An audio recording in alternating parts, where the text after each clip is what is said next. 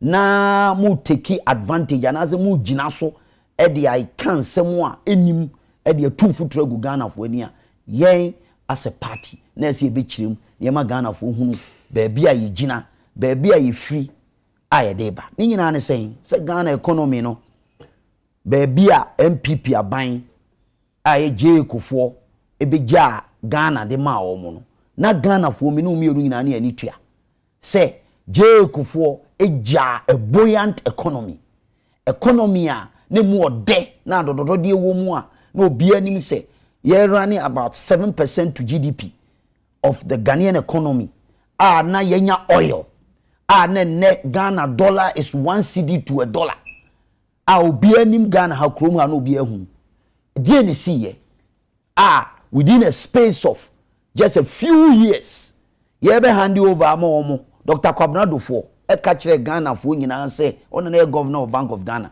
se Ghana ye books no emu ye sika sem hihye ye gina brane je kufo hand over no these are the words of Dr. Kwabena Dufo o ka kire Ghana fo nyina enu ntwankodu first true state of the nation's addresser President Mills awanya baby made his soul rest in peace e de betu dwa ka kire Ghana fo nyina se Ghana ye sika hihye ye gina ne na so within a space of few years 2012 2013 na fi Ghana sikasem obi a obetu GDP of 7% na fi up to 2016 before Ghana for befa aban no na GDP ne nam 3.5% and nose dive ya discover oil sika ba kroma Ghana ye sika ekoso ama ye sikasem nyina ekonkan no na fi den ene ese banisa eno no na Ghana for sha sisi busa question say what happened eno na COVID-19 mai na Ukraine war ni ho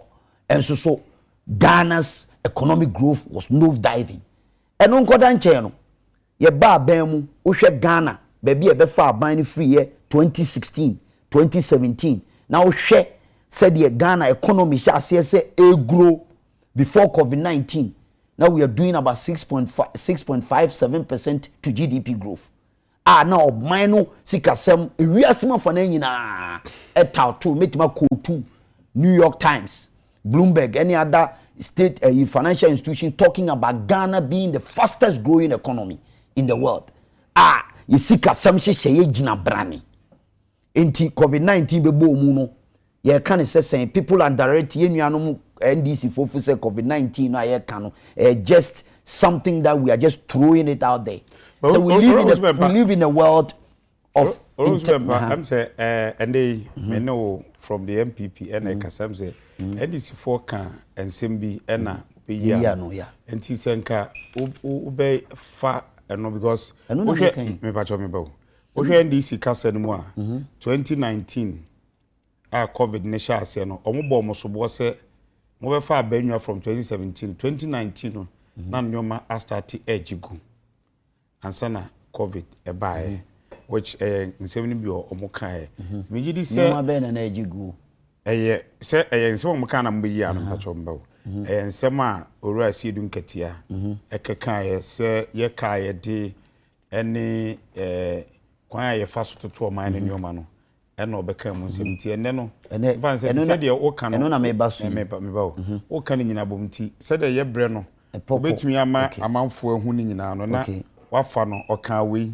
anu yini okan we anu yini na ama emu ada ho na yoti ahu se NDC for kan se e bia o se 122 billion e ka mo beto ye mo de ko 820 billion se na tie we nchirem ni na emu ada ho because ensem no do so first of all almost started Russian-Ukraine war is irrelevant inti bi chirem wi a na maba e car almost ye de ni de car yabo mi wi a na maba other areas a far sa anyoma we nyina de sa susuanso a ye wo mu yin eba so you have to start a narrative from somewhere so once start to narrative start working it did I said no because President Kufuor amamuo e na omo beto na omo be fa said omo ja economy no we need to let also start free omo dia omo be fa of course now the 12 and then I'm starting from there say the economy a beto ye no em say me can want here the economy a ye beto ye no e 3.5% to GDP na COVID in my year be 5 from 2016 ono so be ka che say COVID buy no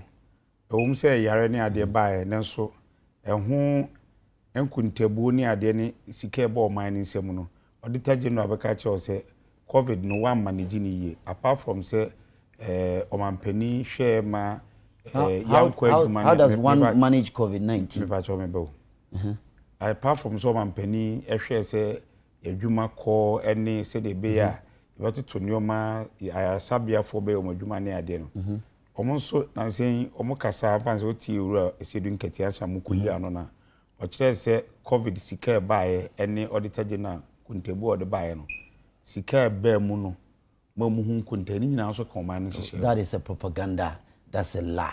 Asemo no wa na me ka say eno ni futuro tu a me ka na wo wa kire sika ne bae no eno na me mo de boss o kire se COVID sika na 11% pe ene call COVID sisi ye ka ni nyina no mo de ye adwuma fo sisi no o ma me kwan na me hya se chichiri mu na me ba beduru ho a ne afa no poso areas no ne yatimi a chichiri mu ye wona wase odi kan fa no poso eno na me yi ono edi kan Canada so o ma me kwan I will be able to explain whatever is going on because obusa first we busa debt no me nyi ano and also ko different one o ye ni general antina me kan sa antina me dey general so o tie me a obeti dey me kan ase me nyi ni general dey me kan about growth of the economy where they stood before we took over from them and no ye one key cardinal fundamental principle as say nyina hu say ye bu man a baby a uja economy no wo no net is saying na ye 3.5 and what and to debt to GDP is very important and na ye be fire no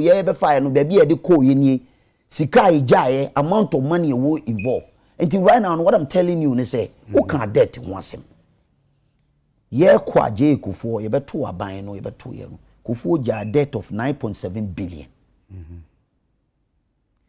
ye san ba ya NDC betra so from 2009 to 2016 normal accumulating a debt of 122 billion. Okay. Into why omono chere say ye ya boka ba wo hwemu a amount of money omuja is accrued almost about 819% growth in debt stock. Now what was our baby do baby away any say ni city so say na wo say em fa ne dia to aso free meba mpancho ba wo de free 9.7%. No, they are 9.7 billion. 97 billion. And I do 122. Until to us, we do baby and they are now money. The reason why I say can it me buy ya mutimi because I come am kwan ma me che je na ma kwan kasa te me je kufo on the migrate through na bra debi untimi kasa debi ja o ya cho me ba to me ba ya the time na ya de o me ba to nya te o ya sa o ka kufo ho na sese enne o memmo na mo bu no NDC ni beja maamo wafikufu waba wa be kire ka ne wo omampani dada kufu ene waba de NDC beja e nti o so free NDC ho eba baabi ye wei ene de nam so a eye bai because eno esubo no mo de bo sebi mitie mintumi nkasa ma NDC ba de o maka na oba bi yi ano no omampani kufu so waka nti waka ho na wie no wo free NDC ho no ekọ baabi a ye timu sesi no no wa chiremu ka no nchiremu ni ade se me chire asemu ye free be historical antecedents when you are building your point and you don't go if you be nearby se man chiremu how would the ordinary Ghanaian people understand where we came from and where we are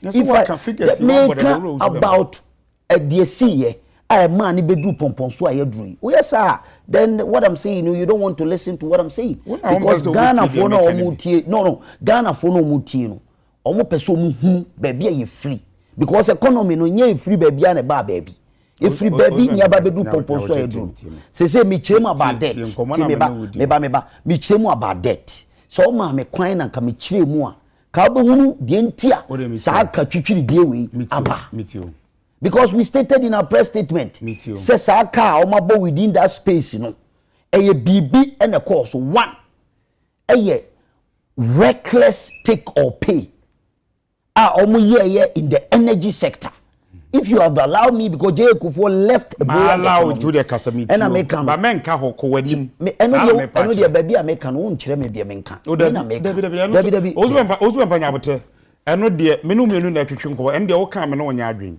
eye fi omampani Kufo ho na waba NDC 8 years then we move into MPP 7 now, years. Who says I'm not talking about? Who says I'm not talking about? Me na Debbie so unim say unim the oba beka unim the meba beka de no wa betena ha na me ma betena no wa beka because asema meka no me na me ubusa me asema me ka asema na ka binya bote me nka se me no wo me say yemfa ne se de omo kan no na ma ye nkyerechire mu nti se wo from ampani kufo ho a bra ho na bedu sa he ampani kufo asem na meka no unim where I'm drawing my facts from to represent what I'm saying. It doesn't matter. It doesn't matter. What I'm saying is it makes relevance, reference from what I'm going to build my point to. It is a mekasa. How would we build our point from there? Because Kufo point, a key to what I'm going to say. Yes. And reckless take or pay. Reckless take or pay. 25 power purchase agreement. Within a space of 2-3 years, any boss can go. I am very key. And a banking sector cleanup. One of the areas. A bino you bet two the whole banking sector depositors 1.2 million. Omusika koka dwemu ya ba ya sa sika no omusi borrow na wo ka se ho asem you could borrow ya de be ya sa adwuma no. It is very fundamental. Energy sector alone, amount of money a cost so ewo. It's very, very key. Honukwa alone representing a portion of the borrowing amount. 51 point something percent in this for about a car ejato J Kufuja 9.7 billion within a space of 122 billion. But they are telling Ghanaians say MPP now boka unprecedented in the history, which is a lie. Now let me give you an example. MPP eba bem NDC for buy Pokuase Kwame Nkrumah circle interchange. Almost the $285 million NEC Pokuase interchange. Just to and now almost the Kaswa flyover no. Almost 178 million NECA. Kaboom, saying almost $440 million. Yet the $289 million NEC 4 interchanges. Nina loans who has value for money? A buy bang what me have value for money to do developmental projects for the people of Ghana. And so when we are talking about data, they talk as if say omo aban no omo bae no omo betranse se Pokuase interchange fa compare Kwame Nkrumah circle interchange $285 million for just a stretch of interchange. You see what maybe friend interchange my friend flyover now for Pokuase interchange now for Tema interchange $289 million plus Kaswa interchange $440 million. Me ba chomi bo ahana me ye ikaka sisi 122 up to 820 no. NDC ka 120 no. 820 na migrate koye no. Omuja aka bi wo ho. Enti na ama akostro. Ada wo mudi ama baba be ka ho no. Ene tisa. O se 9.7 billion. And I be do 120 no omuja ho. But they almost say 1820. No mudi kabida da ho na yamfa nka Ghana ka ho. Enu bi na me ba so se bra obeti ase se take or pay no power purchase agreement fire. Don't forget the dollar rate exchange rate keep changing and increasing. Ubo council interest also, and those are all accumulated in part of it. Their recklessness in those areas now power purchase agreement ultimate these are the documents ultimate transfer within a year or two. No sign power purchase agreement in 125 as otiana me of Kwame despite to say any mwado worker wa ha or entitled to 2 generators. Now only will be akwa trouble so kind no akwa order say ma generators in 25 na fa bo them. Meanwhile who nim say generators mienu pe and I bet me the about them because ubenya chobo we chire na interest no ntia the man kra na 5,000 kra na one air condition is about 2,000 na 5,000 near the amount no waje because ube fetch na kwa na Kwame despite ne ba betua and no interest na ye ka ho asem e de eta no e ka na ebi no these are reckless within the energy sector alone. Car power omukofa besi ho tema Osman Khan omukofa besi ho no na buying $20 million every month from that car into omo car omo chechirem na Ghana for hunu and Kenya buy we na buy na kofa kosi takrade a de ayugu mu a anka those things no power purchase agreement for alone amount of money that we are paying, it's key. Banking sector cleanup is one of the areas that animado and also can home. Entina na oye press conference. Oka say onuja 9.7, obedu 122 no. Said the oka say dollar rate ni be kan ho bi no. Eno so be kan bi. Tina na mpese o mame simple terms am bi say ja on why press conference. Ntin ka ba e bia 820 billion no. O ti free 122 ni free ma. Oba benya 6 something. Ebia 6 we no. NDC for adwuma omo ye say na ka mu. Na ma ababedru si. Na obi tia no won se ka no. Ebi oja bi to ehye kokwam ba bi. Ana se nti sa power purchase mbacho me bo. Power purchase de no. Na ebia 600 and something billion na NDC claim say mo da be ka Ghana ka no ho no. Ebia mo ye press conference mo tuma akire mu se we de Ghana ka de na we 122 ni free ho sika we nso ye car NDC na my boy na manyi MPP ne yabo because omo kasa me bo omo kasa omo de 820 ni mam se mo na mo de free 120 122 akwakodu 820 ti bia nso ba na wa kire mu se bia saa we no omo ka no ti se power purchase ya kan na bia watumi am round figure bi se bia yen ye ba power purchase na take or leave it na ye beto ye ka yen X amount. Told you say they've added 81% of our debt. 81%. I don't know you're saying based on the amount that has been accrued. Who work out or you know. But the point that I'm making is there's a lot of accumulation. And so they are the same. There's a lot of accumulation to the debt that has been accrued. Factors be woman a man do whatever has happened. As I will tear here from that fact, the fact that we are talking about power purchase agreement, there are a lot involved in this energy sector deals. One of the areas we need to take a critical look at it from that angle. One power purchase agreement. So we sign one power purchase agreement. How much does it cost? The interest, the time they sign an agreement. In fact, one was signed, Ivia Bakukra was signed 2013, as far back as 2013, 2012, and all the exchange rate variations that comes with it. Within that space of time, even Ghana, within a COVID-19 striking year, dollar no shoot 2 years because of the price of the global crude oil in the world. It shoot to the. These are all interests. Our Bobosian banker interests that also now accumulated to this debt. But no so be catch you say ye doom so by be it an inform so yen inform so say okosan agreement na the problem by ya also Ghana sika covid the buy any entutu any ade a we no also cowboy na also ogitum say also won hyehyɛ and ono kran so san blame say covid sika na buy any emu hyehyɛ no wa manage ni de ma me kasa ne say what de ma me kasa ne say ono nsɛm na ɔkan na bo se mukoyi ano ni nyina ka ho bi na ni nyina nso ba eka ɔman ne dim no mu bi enti na ɛya na ma refer say de make kan say nim ɛsɛ otiase say other issues we who are NDC can Auditor General report is not a gospel truth of everything that happens. Let me tell you why. Because there are issues about Sebia Obi Koye payment on a particular subject matter. Maybe the payment has already been done, or the payment or receipt was not received as at the time when the Auditor General was filing its report.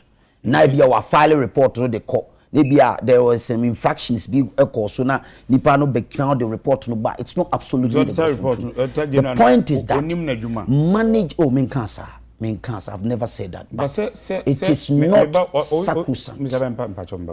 Main cancer one wa cancer, but a dibia bia a super so mine home kuntabua me no wo ka se ye di ahye obi nsa se onye ho adwuma na se on report ba na se mfomso wo ma na se wa nya abotre no wa mfa ni nyina ama me ne umienu a ye hwe se si na nhyehyɛ no nkoyie no se te se de edu ba bia na ato no gye no ade letter ba se ne me be na che se wanya abotre ana se ne report ne ba na nye pepepe so azo ba bia ne dibia ne ade won na che se na adwuma no wanye ne yie no because se me nkaso wakasa but the o ka no amount to that say bia receipt bi ne ade OUTV hay na bia ya say movie a mo de receipt bi ukoto bi bia for receipt bra as at the time they file the report they bia wan fan koma mausi na ya file report because any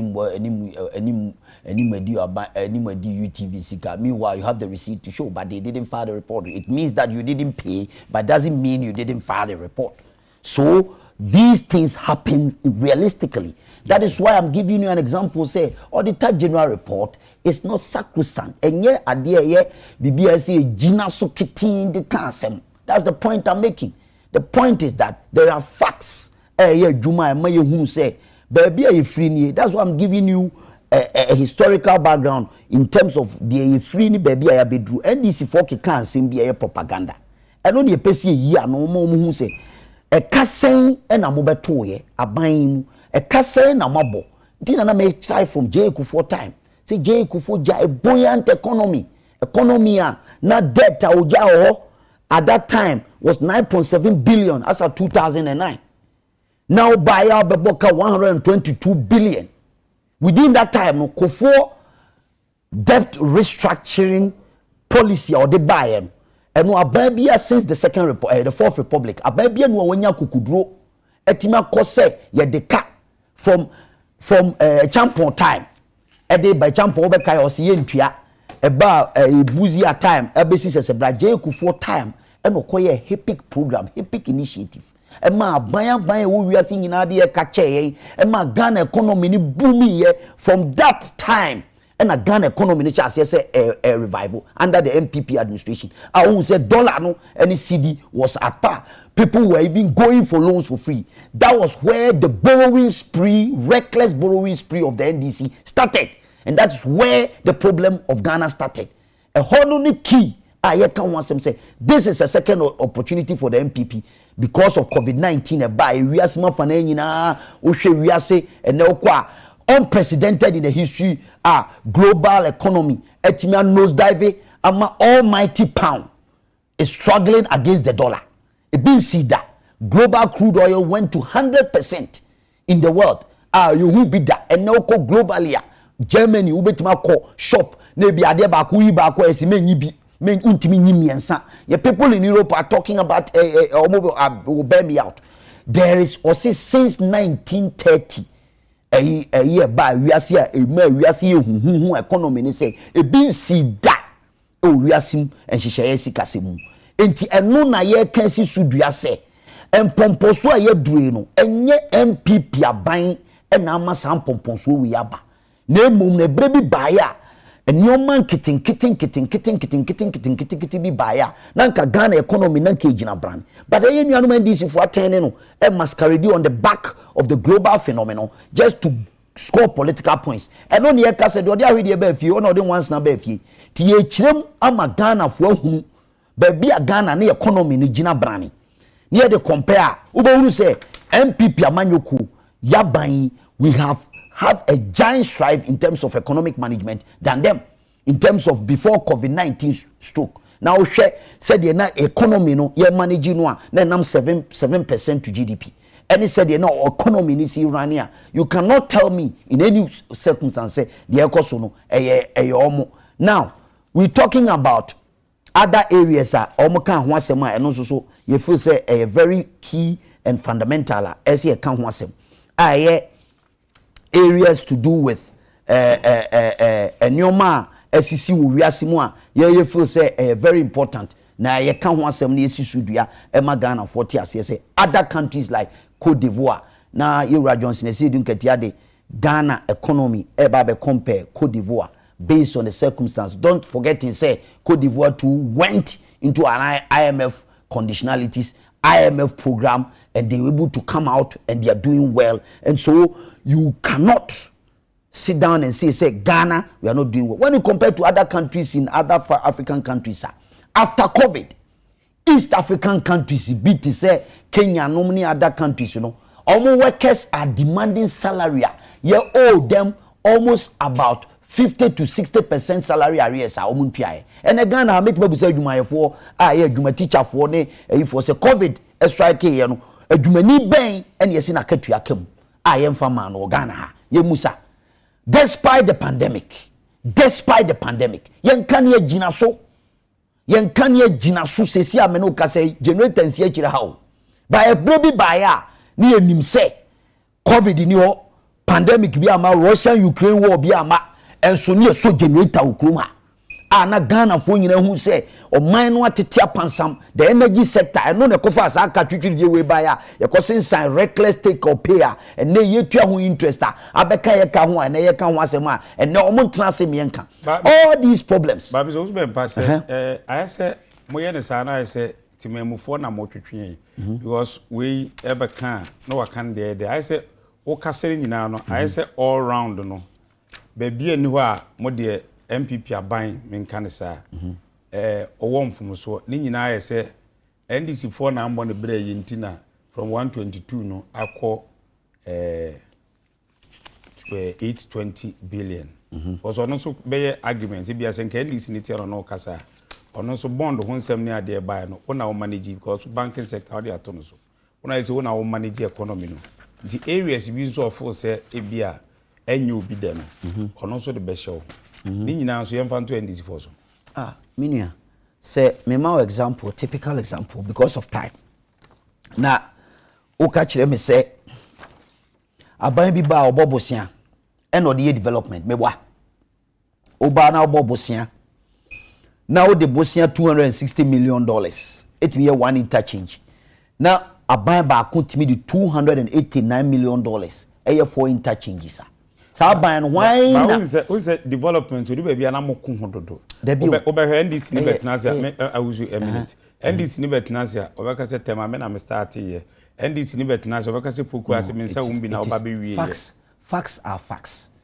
we ba construction of interchanges bosia na dey we o minim sa me ba enya bosia na make on se mu mienu mo pre ho se me na me sha ase we na me wie ye no ede na obi sha ase NDC se NDC for kasa ma omo kasa nya ya na wanya bote omo kasa pokuas interchange ya okay NDC ni tia no kasa obeka se ne party nsa omo bi ono sha ase na obi it's never true NDC ni wa ha na o kasa ya no ye propaganda there's a difference between facts and reality. Yes, no way MPP you betima akwa claim ownership say circle interchange ye propaganda. These are facts. Omoba 2009 and 2016 interchanges me I don't call it interchange, I call it flyovers. Kwame Nkrumah flyover omno ye Ring Road flyover omno ye Kasua flyover omno ye Clifford Road Avenue omno ye Airport Hills omno ye ye ba bemu de ya ye ni Pokuasi interchange wo ho hu se ni nam ho anu ani subiri wo akofi anu ani subiri no ye ne ye tema interchange ye ne ye obechibi lamti okwa ohun no tema aya tamale interchange it's like no on the way amanyo for mo de ye obechibi de no ye flyover enya amanosem circle de ne interchange can you be realistic enimi ado can you tell me say you can't see the difference between Pokuasi interchange and Kwame Nkrumah interchange. Enyama no se. Me kasa tie. There be enyama no se. Enya bufu. Enya komo ne na. Man ka Pokuasi. Enyama ne wasem. O say amanyofo de. Ye de ba obi say circle. Ye wani ye waso ye hu ade no. Ade we wo ho a me ade ba ko a me nim ne se me osu bempa. Sa ade na ye bi circle interchange. Pokuasi interchange Ghana for munyina mu TV mumusame say there's a difference between circle interchange and Pokuasi interchange amonka me say a flyover one stretch I say Queen Elizabeth Bridge of London one stretch flyover and that is what we are talking we no ufi ha efa ha kosi ha udi $268 million it me see one flyover na ye the $289 million SC4 ye better and nicer than this. Ghana for mungugu na munka why and wo ye oban ya odwene Ghana for ho enei me the NDC for yi buy omo green book changing lives and transforming people na ubie mu a omo say ye sorry a ye de ye nim de de sika ye na ye buy ya be say Ghana sika obeka we Ghana for mo hwe we ye fe no onuado ambulance we omo abuku adjon Muhammad buy enie fa cameraman no fa to su yi onuado ambulance ene ho no because as a can was ye din komo na ye sape obi ti abonte no hwe obeka se me no woku enso eye meba nyabote me nkasa me no meku eye asem na me ka kiro o se eye ye ba se be discuss e be compare adwuma mu yenu aya me ni problem me ni obi adwuma aya ni nyina ye Ghana mpuntu but we ye enkomo a afanu nyina mo atwetwe ntira na me pre anu yi ewo ho dan se mpuntu comparison and some ye kan ye o mo kan ye no NDC for and president a true state of the nation. He's talking about development. A lot of things are not buying asset now. Esia almost say enyando kre nti yesu ye be pa omo ntoma ama omo hu say ambulance mo kokra ambulance free ya onuado ambulance omo be show book mu say omo ambulance o Ghana any green book no na wo anyim ado ye ka no kre no de eye ba ko pe wo ambulance me nua o wa Asante Achim bebuso enne o yare a yetimi the ambulance fa no NDC for common ambulance. They couldn't provide it for the people of Ghana. The Abesho Green Book say they provided ambulances. Any book nini onyado ambulance. Eshe book num opa kaina he se meboa. If you are government and come and tell me say ya bobosia na bosia na ebo emunim de ediaye. One of the social intervention you catch also 1 million to every district. No ambulance here one of the beneficiary of development agenda of the MPP. Etie de ya dwene Ghana for ho na oni made ehu NDC e mom hu ye hu Ghana for mom nyo omuni go and open the first preamble of the NDC party constitution and if you have a year make me bie na ma read akire first preamble first preamble of the NDC constitution oni ma se mom kan ho almost say they will use the resources of this country Ghana ye japade ni adododo dia e wo man ni sika na to ayenya o me socialist o be use no they are prepare the ordinary Ghanaian citizen ni nkrabia o de ba wiase nyankopon de man no ba be ye ni patitiru e okuru.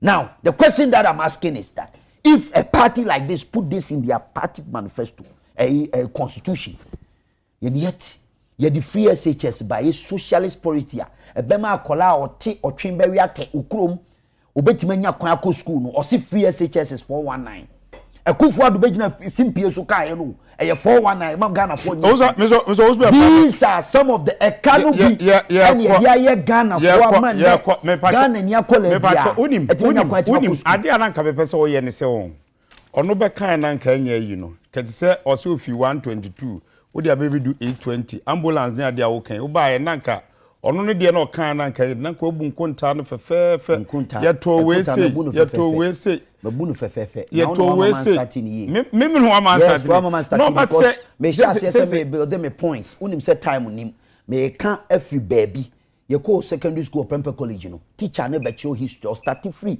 Mansa Musa time present you can never do analysis without linking the past the present and the future so we are sports journalists so can you nim say ye bo football ne ye analysis ye kan baba yara ne abeka bedi peli ansani abadede ayu no so that is how it is done. You can never compare Ghanaian football without making analysis from the past to the present. Independent topic I'm discussing. Yes, but we are talking about the Ghanaian economy. We are talking about me no start kasa no there be Ozwemba me no start kasa no ye wa asema ye chance free don't make me a bad host me no start kasa me ba there be some na wakana me nkaso wakasa me see me no start kasa no asema me de chance bisa o ntina na me twetwe no ye kọ sese Ghana ka no na NDC breso na was saying NMPP breso ababe do saying ubusame say NDC breso ababe na was saying na sisi eda saying say eda say Ghana ka say Ghana o man ka edi nyina ye saying Ghana or my car this and now who says as a journalist how much do you know me some say as a journalist how much do you think how much do you think Ghana because you may have an information so tell me buy no percentage near nyina buy percentage so who to me answer my question now who will liberty so to me answer I'm not saying but men throw the question back to me say because media man you are not sitting here alone just to ask questions just like that you should also have an information to disprove what I'm saying. No, you should also have debate. Yeah, debate. I'm a journalist too. I know your job too. So I know the journalism. The point that as a politician. Me wahasa as a politician. You ask me a question. Maybe what information do you have? What information do you have? Man information. What not information by? So me can. What now the percentage information by? You don't tell me say. No. And now as a journalist net say. I told you. What not the information by? Two question back. No, I'm not throwing the question back. As a journalist. No. I mean, what is wrong if Christian Amampo or Andrew Gilligan asked a question to a politician, say, oh, looking at the current circumstances, Mr. So and so, this is the amount of debt that we have, and do you agree or disagree? In the same vein, Amampo, Nippon on the interview, no. There's nothing wrong with that. Only information no beside Nippana. Ono soon to me, I know say bia. Me buy no, or mine car me di dance journalist in the you must have minkasa may start from somewhere, and I'm give you an overview of what we have and where we are going. I'm sure say you as a media person, you should know first-hand information. You should know because we are ending the program. You should know. Man penny one almost your man penny for maybe I'm a kaya or the media and one away. Would for man penny for na be do NDC time. And the solution is I say if you NDC time be seen no saying a simple question. If you NDC time NDC from 2009 ABC 2016 what can ho now 2016 2017 up to date saying 2017 up to maintain the okay. Me see fit 2017 ABC ne o man kai de no ABC ne na wo so information be na wo about the kai there be no yes na say adwuma ade na oba be ye no enye no because you no person no the o person o kan na o kan and na me so the me person me kan me share here from there no I gave you a full overview of what I want you to know. Say 9.7 billion up to 9.0 me need to be a question. Why not? You are asking me a question, but I'm starting from somewhere now. Can you allow me to build them a point and cover the mechanism? But you can't jump and just say NDC 2017 to date. It can't be said like that. It can't be done like that. You know, if you have that information, keep your information and let me keep mine. Yes. I was not for 100 see Krobidi see a friend of KGB. We ura usubempa. Ono kasa mafo abedi chirema MPP Amanyukuno Deputy Communication Director. Press conference ura sidun ketia Tony Emma NDC ena MPP be ano eno ena etwetwe ho enko. We did the animado. Asidan koma Sabdat Mohammed ono amene di djuma no. Da kiri nyina ase so mboa na djuma di ni pos. Nyam ya do me dachna. E will be on despite media de bebremo.